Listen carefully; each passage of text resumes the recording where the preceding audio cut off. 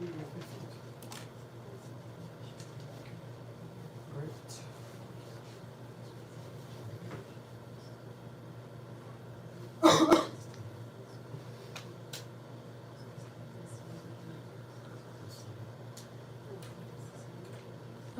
Gustavo tá online, então você pergunta se ele está funcionando.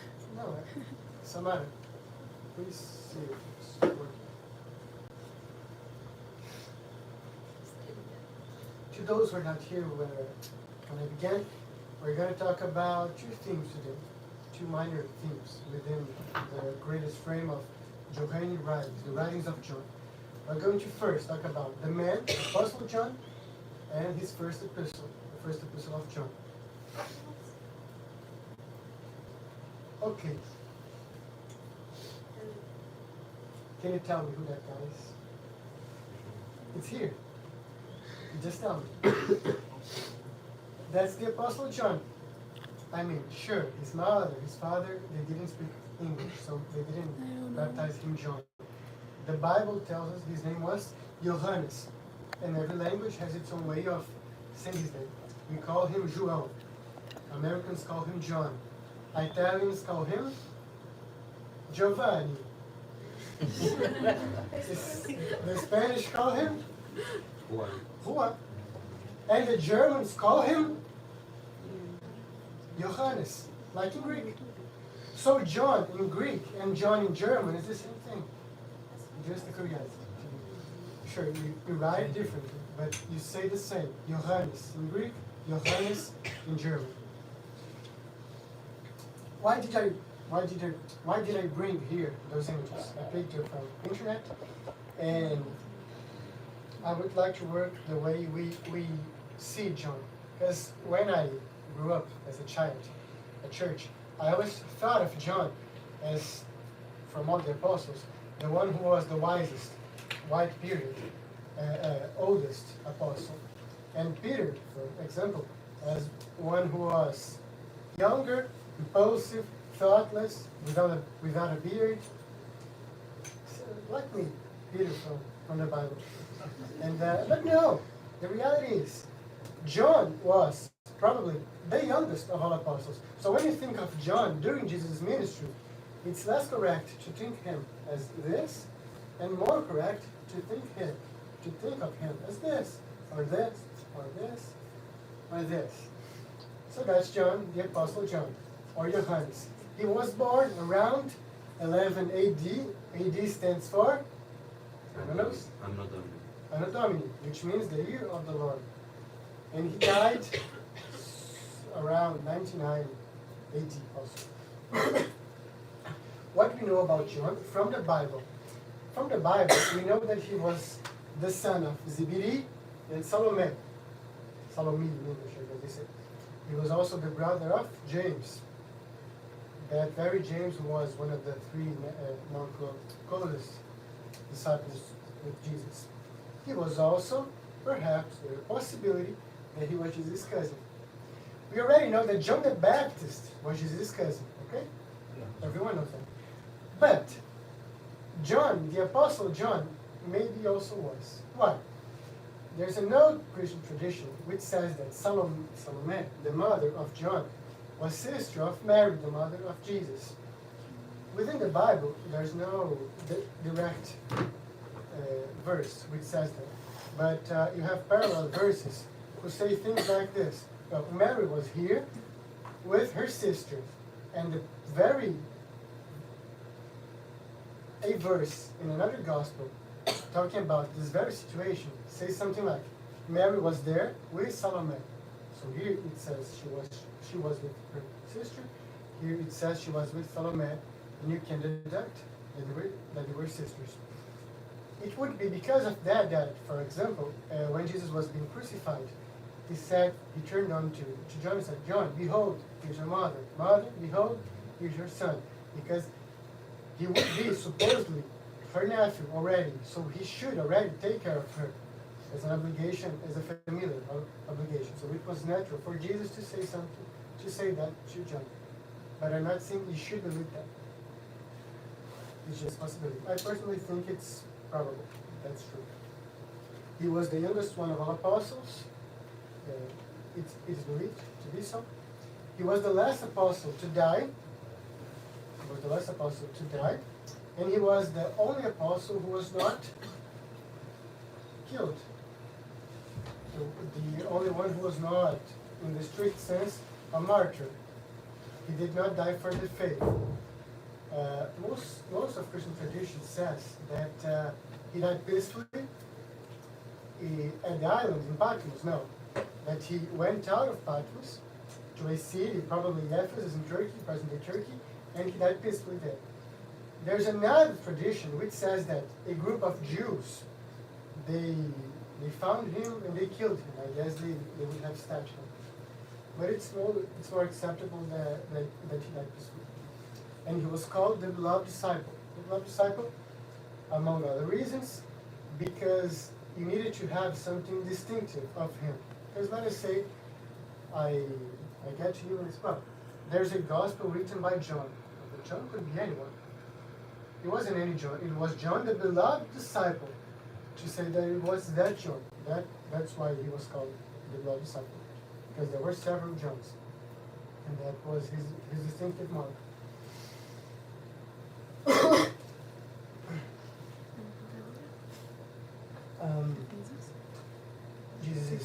Jesus died. Jesus resurrected. He spent 4 days here, and then he ascended to heaven. And the disciples, they stood there in Jerusalem at the beginning. But John, at around 67 AD, he made a trip. He made a long journey to the city of Ephesus. Ephesus is one of the 7 churches addressed in the book of Revelation, and it stays in present-day Turkey. I literally went to Google Maps. I made the I printed it, and I brought here. It is something around 1,500 kilometers from Jerusalem to Ephesus, with no car, with no airplane, with no jetpack to go fly, nothing. He walked and sailed 1,500 kilometers to get to Ephesus, where, it is believed, he wrote all his 3 epistles. And that's why it's important to bring that here. And something else. That was 3 years before 70 AD, which was the year that Jerusalem was ruined, destroyed. And it was important for John not to be there in the year 70. He would be dead. He would have been killed. Okay. So to talk about the writings of John, or the fancy name, Johannine writings, or escritos joaninos, we should talk about the man John and the way he writes as a whole, in general, not only the specifics. So what did he write? What did he write? He wrote the Gospel of John, so a gospel. He wrote 3 epistles, but it's not because they're all epistles that they are the same. It's not because they're all epistles that they have all the same literary genre. So, não é porque as 3 são epístolas que elas têm o mesmo gênero literário. Daria para fazer uma outra separação aqui no meio. But that's a subject for later. And the book of Revelation, which is a literary genre called apocalyptic literature. When we read a book such as Revelation, we find it something brand new. It's weird. We don't have anything similar to that. But the Jewish people, they had a whole literary genre, which was similar to what John was writing. So it was much easier for them, who were at that time, to understand what John was saying, really. And it helps us understand the book if we study those books which are not in the Bible, but they are of the same genre, that Revelation. Okay. One day, I was talking to a pastor, a Baptist pastor. And we were talking about books of the Bible. At one point of the conversation, he went and he would say something like this. He would say, well, there's the book of Romans that was written by Paul. There's the book of Luke, which was written by Luke. And there's the book of Revelation, was written by John. I looked at him and I said, why did you, just like in English. And he said, well, we know that Revelation was written by John, because there at the book it says John. But John who? I mean, anyone could be John. As I said, when you go to the Gospel of John, it says John, and John the beloved disciple. But in Revelation, it's just John. So how can you tell which John is? Now that pastor, and he was a Baptist pastor, he personally did not have the conviction that Revelation was written necessarily by John the Apostle. What would you say to him if he asked, well, do you believe that Revelation was written by the Apostle John? Why do you believe that? The book does not say it was him. So why do you believe that? To be continued. I answered him. I'll tell you my answer later. Now let's do a comparison study here. I brought 3 figures from right to left. The Apostle Paul, King Solomon, and the Apostle John. First of all, let's analyze the Apostle Paul and the way he wrote. Paul, he was, N.T. Wright calls him the first theologian of the church. He was the founder of Christian theology. He really liked to write complex theological systems, especially when you look at a book such as Romans. You look at Romans, and it seems like he's trying to make a puzzle. And there's this piece, and then that one, and you have to connect. You have to know if there's between this and that. And there are things that seem like they contradict each other, so you have to sit and do a systematic study of the things he says. It's like a labyrinth. That's why I put the image here. Because that's the way Paul writes, at least in some of his letters. You have to know that to read his letters. Solomon is a whole different stuff. Solomon wrote some books. If you read Ecclesiastes, it's completely emotionally driven. It seems like he was in TPM, and then he went there, and he said, well, I'm going to transform into words everything I'm believing right now. And nothing makes sense, and everything is vanity, and God's there, and I'm here, and nothing makes sense. That's Solomon writing. That's not Paul writing. Paul, if he met Solomon, they wouldn't even talk to each other. It's a whole completely different way of writing, of thinking. Sure, they were equally inspired by God to write things that are God breathed. They are inspired by Him. God breathed. And John. What about John? Well, John is neither Paul nor Solomon. John is John. And John, as we'll see sooner, especially next Thursday, he likes to do something, he likes to do the thing in a more concrete, direct way. Not as Paul, which does all those complex abstractions. But he's a guy, he's saying, well, do you want to know if you are a Christian? Okay, there's this, and there's this, and there's this. If all those things apply to your life, you are a Christian. If not, you're not a Christian. End of story. And that's it. That's how John writes. And why I'm saying that? Because there are epistles, a lot of epistles in the New Testament written by Paul. And there are 3 epistles written by John. But they're not the same because they were written by different people. An epistle by Paul is not at all an epistle by John. Now we're going to study the 3 epistles of John. So attend to that. Get to know the man. Let him be your friend. Let you know the way he writes, the way he thinks, how he draws his lines, how he gets in the place he wants to get, how he talks to you, the things he wants to talk. That's John. Let's only think about John these days. Now, I want you to meet 2 friends of mine. I have weird friends. First of all, Polycarp of Smyrna, and second of all, Irenaeus of Lyon. Now, in Portuguese, it's called Policarpo de Esmirna and Ireneu de Lyon, or Lyon. And I was teasing me, because I said, well, I'm going to talk about Ireneu. Because Ireneu, you can always think about the meme. Ireneu, você não sabe, enfim. But, so let's go with Irenaeus, not to have any confusion. Why I'm reading those guys? I mean, they seem Catholic. They seem like priests, things like that. but no, nothing to do with that. Polycarp, he was one of what we call the apostolic fathers. The apostolic fathers were Christian writers who met the apostles personally. So they were friends with the guys. They were friends with Peter, they were friends with John, they were friends with James. So that's why they're called apostolic fathers. And he was one of them. Polycarp was the disciple of John, the apostle John. He met John. He lived a life alongside with John.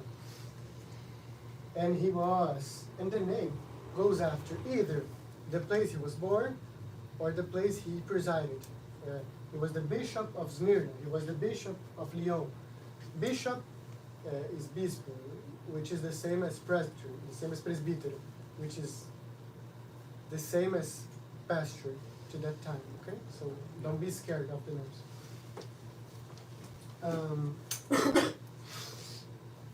Irenaeus was a disciple of Polycarp. Polycarp was the disciple of John, is that okay?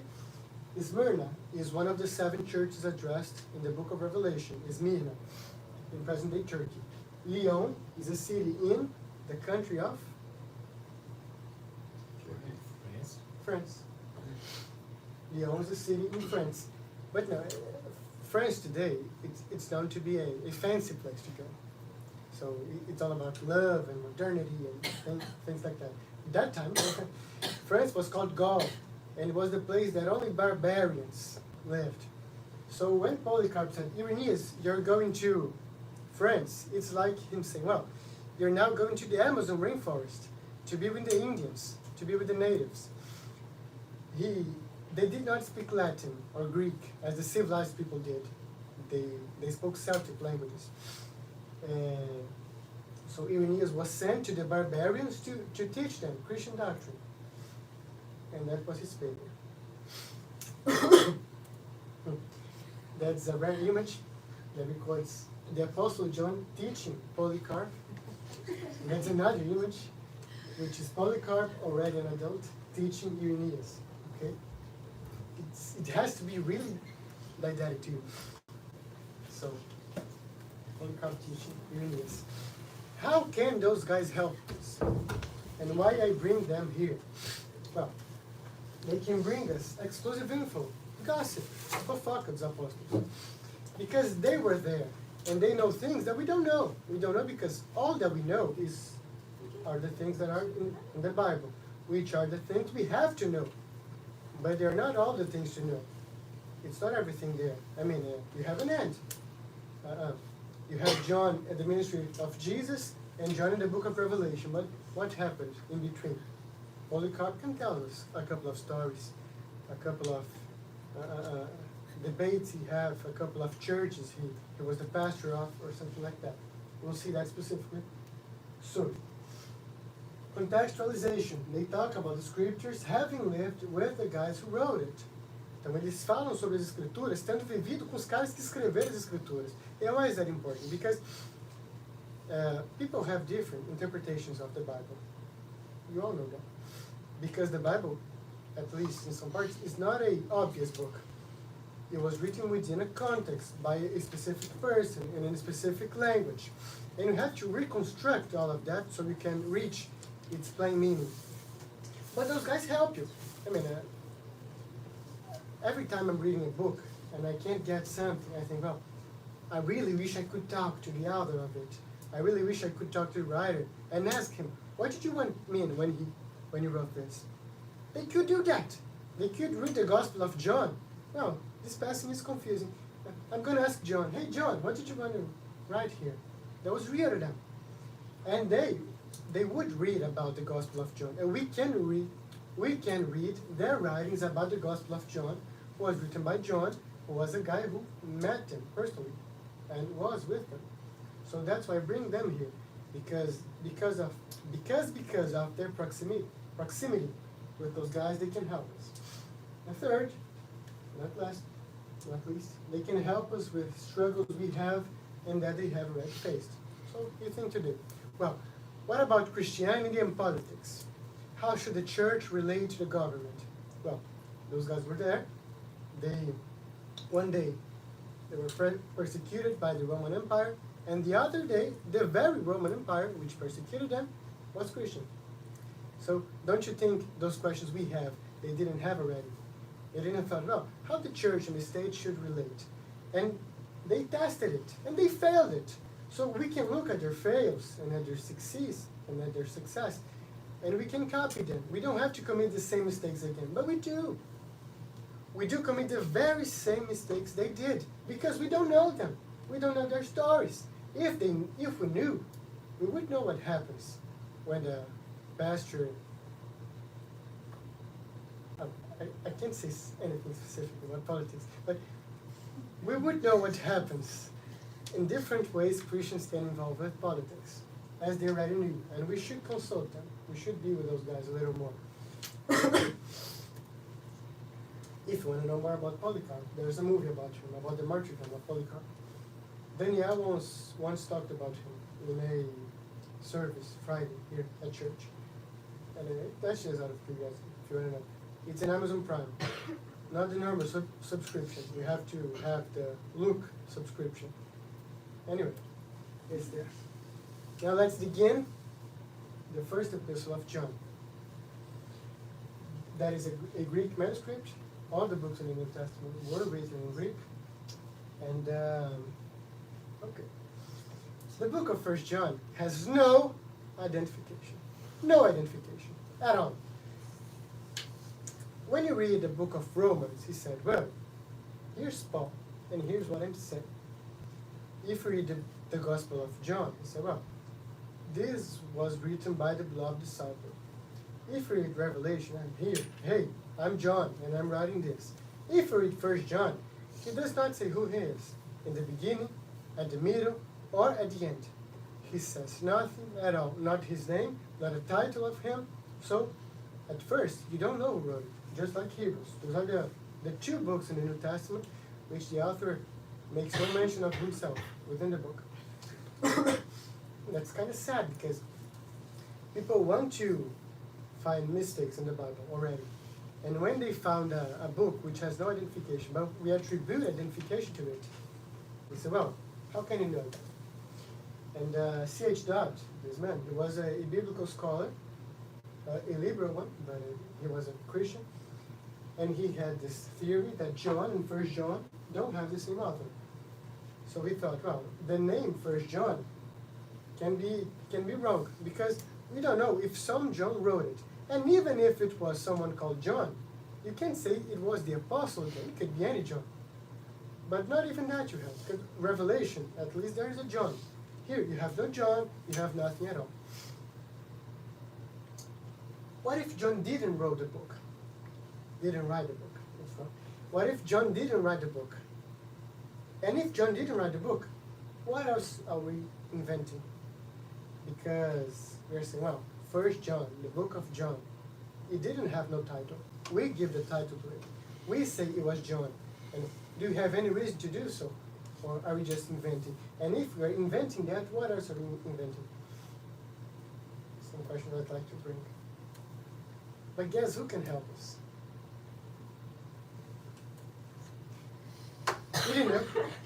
Irineu can help us. Not that Irineu, but that Irineu can help us. Yeah. So remember that pastor who came to me and he said, well, Pedro, now I'm going to beat you. Because Revelation was written by John, but how can you tell it was the Apostle John? I turned to him and I said, I can. But how do you can? I can.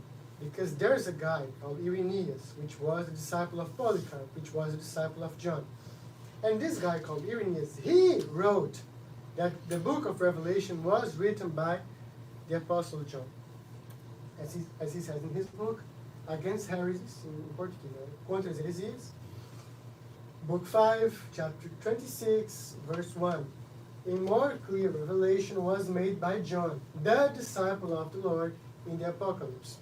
And that is important, because if we didn't have a material such as that, people would say we are inventing things, and they would be right. And we should be capable of knowing that kind of answer and give those people. But that solves the problem of Revelation. What about the book of 1 John? Because the book of 1 John does not say it was a John who wrote it. But the same, Irenaeus can also tell us in the book 3, chapter 16, section 18, that it was the first epistle of John was written by John. Here you have a larger problem because Revelation has a name, and Revelation, a lot of Christians before Irenaeus, they already said that it was written by the Apostle John. 1 John, no. 1 John, it's not until kind of 170 AD. So, ano 170. And that is 80 years after Revelation was written. So, it took 80 years. So, one person would go there and say, this book was written by John. Before that, it was confusing. You couldn't make a case. And until we found those books that Irenaeus wrote, it took some time. So it was something confusing, you know? We didn't have so much basis, but now we do. And that's just a curiosity we should know. That's called external evidence. So that's evidence outside of the Bible, which confirms the things that are in the Bible. And I would like to show you, because it's nice. But is that all? No. There is also internal evidence that the author of 1 John is the same as the author of John. Therefore, the guy who wrote 1 John was the guy who wrote John. To name him, you have to say John. So, the way he begins each book. Can you see? Okay, it's in yellow. For me, it's all white. I'll always put the epistle first and Revelation later. Epistle, that which was from the beginning, which we have heard, which we have seen with our eyes, which we looked upon and have touched with our hands concerning the word of life. Okay, you can find some things there. So there is this Jesus, who is called Word and Word of Life, and he was at the beginning. Okay, now let's read this random book, which has nothing to do with the gospel. In the beginning was the Word, and the Word was with God, and the Word was God, and he was in the beginning with God. All things were made through him, and without him was not anything made that was made. In him was life, and the life was the light of man. So in the beginning, there's someone, which is the Word. And the Word had life, and the Word was life. I'm not forcing when I say those things are simple. You cannot read in this and conceivably not think of this. So that's one more reason to believe they have the same author. Common expressions. I'm going to make a rule. They are from the world. Therefore, they speak from the world, and the world listens to them. 1 John 4:5. If you were of the world would love you as its own. But because you are not of the world, but I chose you out of the world, therefore the world hates you. So this image, this way of saying that there's the world and there's God and they're separate. You are either from God or from the world. The world. Same vocabulary. Here, if we say we have no sin, we deceive ourselves, and the truth is not in us. He was a murderer from the beginning, and does not stand in the truth, because there is no truth in him. So not only we can be in truth, but the truth is in us. Same argument here and here is in us, and it's not in the enemy, the devil. If we say we have not sinned, we make him a liar, and his word is not in us. And you do not have his word abiding in you, or you do not believe the one whom he has sent. The same thing. It's not to believe in the word alone, but the word is in you or is not in you. Same vocabulary. At the same time, it is a new commandment that I'm writing to you, which is true in him and in you. A new commandment I give you, that you love one another, just as I have loved you, you are also to love one another. This idea that there is such a thing as a new commandment. We know that we have passed out of death into life because we love the brothers. Whoever does not love abides in death. Truly, truly, I say to you, whoever hears my word and believes him who sent me has eternal life.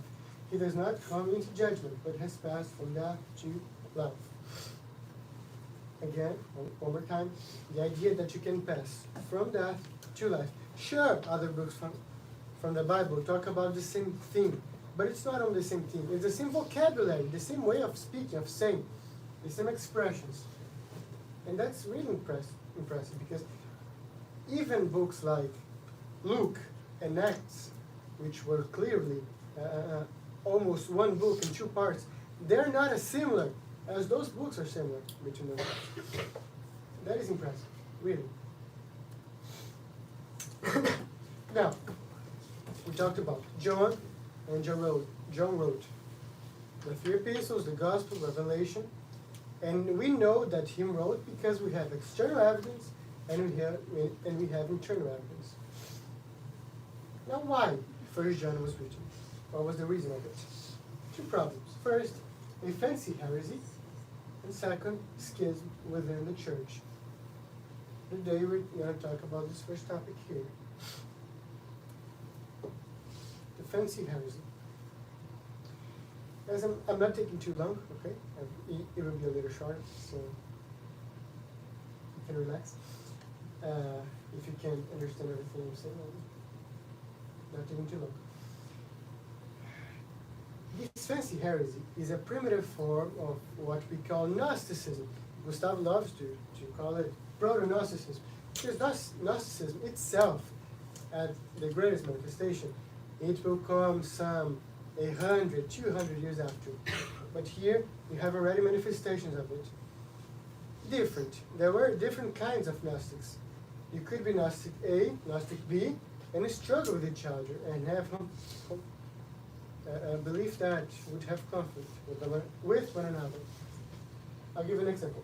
All the Gnostics believed in a strict separation between material, what's corporal, what you can touch, what you can see, and what is spiritual, like the soul, the things that are abstract, that are beyond and superior to us. Now, with that same idea, with that same presupposition, you can find 2 opposite conclusions. Imagine I'm here and I say to you, well, the flesh, meat, this is bad. This is bad, so I should not be good to something which is bad. So as our flesh is sinful, I'll beat my flesh, and I'll be an ascetic. I won't give myself to pleasures. I'll live alone. I'll live in the desert. I'll live a very radical life, and I'll be mean to my flesh because flesh is not good. Only the soul is good. Now, a guy who also believed that, he could say, well, if the flesh is bad and it's my soul which is good, so it doesn't matter what I do with my flesh. I can do whatever I want. I can give myself to all sorts of pleasures because my meat, my flesh, is already bad. So if it's bad, it doesn't matter what I do. You see, if you believe in that kind of separation, you can get to any conclusion you want. You can separate things that should never be separated, as the Bible does not separate, and say, well, I can do everything, or I can do nothing. I have to take much care of it because it's bad. Or I don't have to take care of it at all because it is already bad. The Gnostics that John is addressing, they are more of the second kind. Usually they were of the second kind, but there were those of the first also. A second characteristic of them was the denial of Christ's incarnation. He said, well, if Jesus is at least this divine figure which is there in heaven with God, he can't really become a man. He can't have a real flesh. So what would they say? Well, Jesus came. He was here on earth. Yes. How? Well, it was only a disguise, disfarce.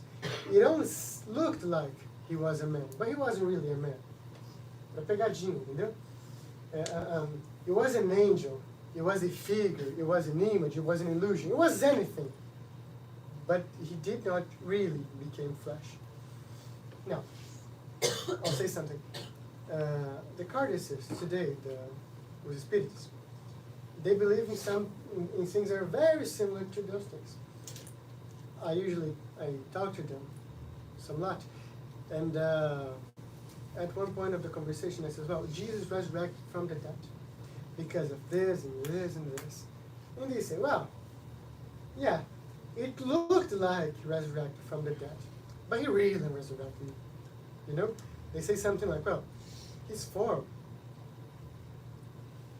he took it and he molded it. And it seemed like he was there again, but he didn't really resurrect it. So they will give you any kind of explanation, but they won't say he really resurrected from the dead. And that is important because Paul says that if Jesus has not resurrected, it's vain our faith, and it's vain our preaching, what are we saying, what we are living. So that's how subtle Gnosticism is. He won't go there and say, well, your faith is wrong. No, it's right, but I can explain it in a different way. There's a heresy, a famous heresy called Gnosticism, which comes from Greek, a word with something like, desquais, desfaz, like that. And those guys, they also said that only they have the key and the secret to find the real knowledge, or as they call the divine light that was within them. So I read the Bible, I know the apostles. Okay, you have part of the truth, but you do not have the whole truth. I have the whole truth. So you have to come here and make my rituals, and walk with me. And for example, you should not treat your flesh or do anything like that, and then you will get to the secret knowledge. When you read the first letter of John, he's really, really clear to say that the knowledge is already manifested. There's nothing new to add.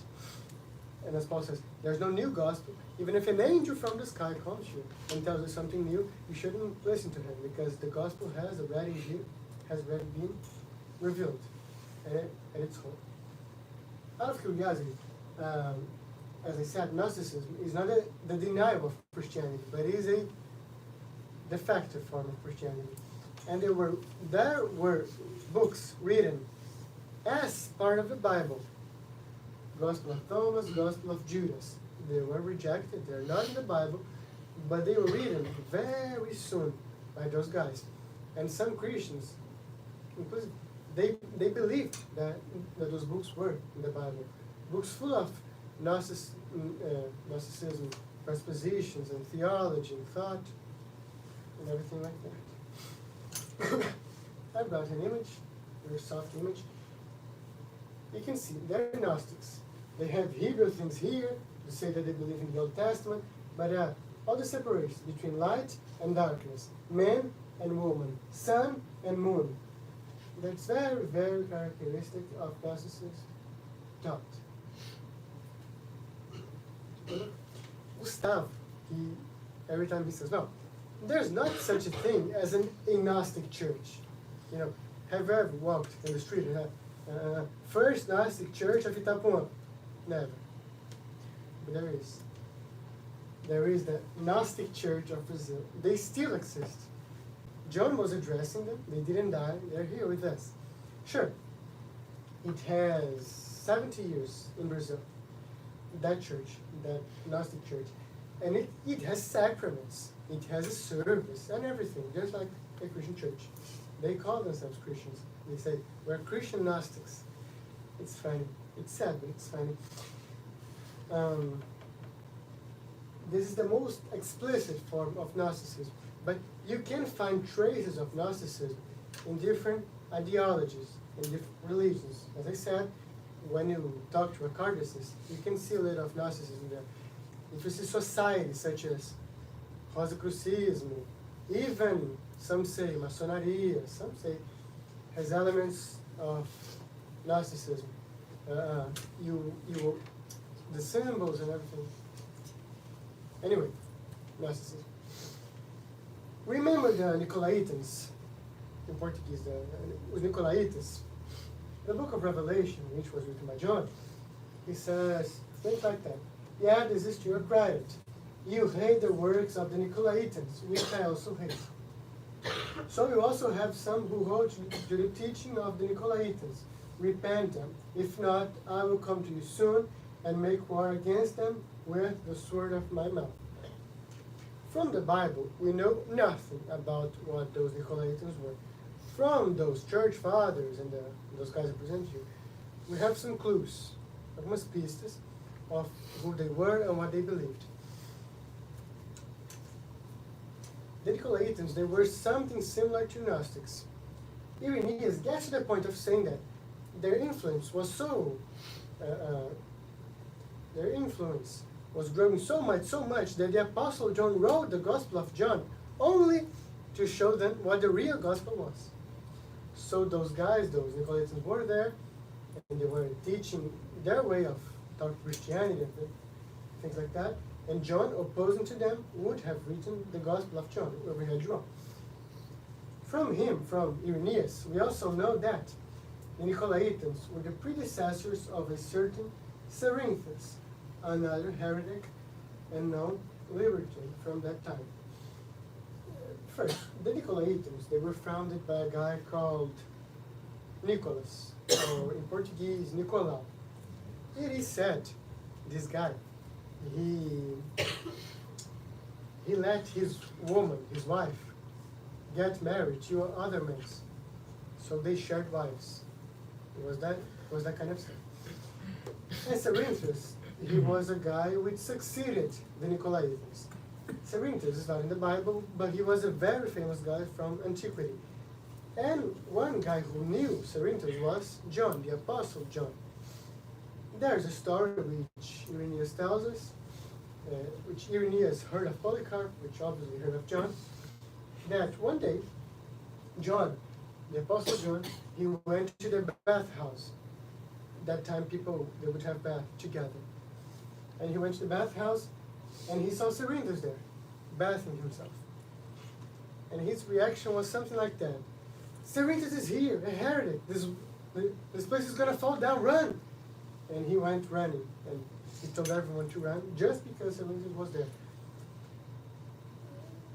Just to show that for John, this matter of heresy, of Gnosticism, of people like Cerinthus existing, it was so serious, it was so grave, that he wanted distance, literally physical distance, with those people, to show that he did not have the least kind of communion with them. To be a Christian is not to be a Gnostic.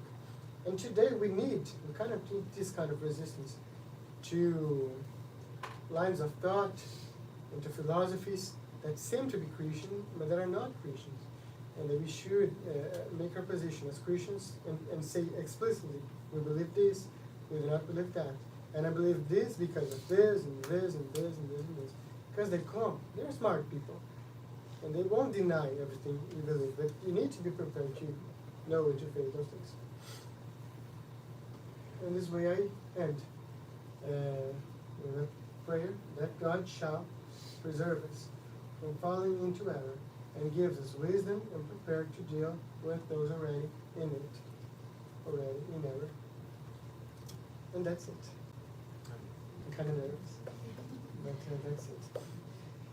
As a warning, I would like to give you, if you wish to, if you wish to contribute to the soul ministry in any way, you can pray for us. Please pray for us. You can bring your tea or delicacies as we're having. You can talk to me. You can talk to me. You can talk to Pedro. You can talk to Samaroca, or you can talk to Ana Luisa. Ana Luisa.